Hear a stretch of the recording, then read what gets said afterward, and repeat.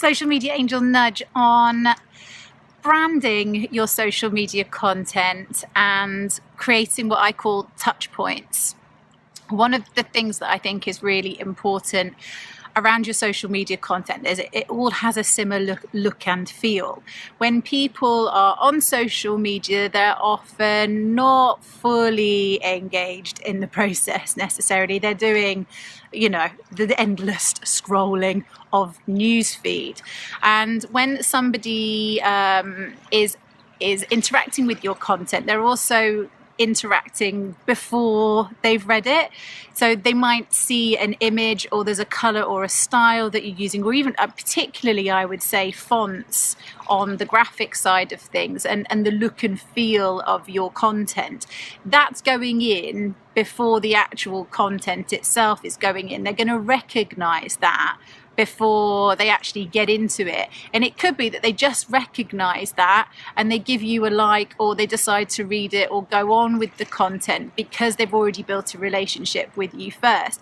Now, if your branding is all over the place, they're not going to recognize you when it comes up. And I see this quite a lot with memes. People are creating memes, but they're not sticking with 2 or 3 styles. They don't have their logo on there, or they haven't got some really clear brand values that stand out online.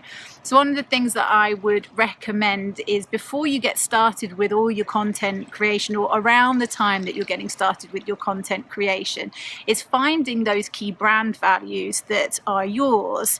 So for me, with summer school, obviously it's quite clear I'm trying to get as many films done while I'm here in Thailand, and can find these great kind of beach locations because it's part of the branding for the project for this next 6 months for me. And so I will also, I use emojis a lot. I have certain key things that I see that I do that have got brand elements. So I did it very much with my logo for Social Media Angel. For anyone that's seen it, I have a laptop that's got coloured keyboards on it. And I noticed when I was going to conferences or even in cafes where people were coming up to me going, "Oh my God, I love your keyboard." And I say, that's a touch point. When somebody's met me at a conference, they may remember my laptop more than they remember me, who knows. But so creating, like you say, this connection point, so that when then they see a content, it's like dink, dink, dink, dink, dink. And so the same for you. What are your brand elements? I keep going back to what's happening in real world, but that's the place to go to and find out what those things are. Maybe it's something as simple as, what are your favorite colors?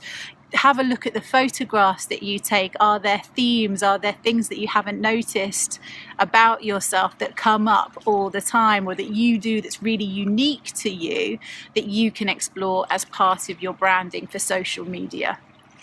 And that's my nudge on that.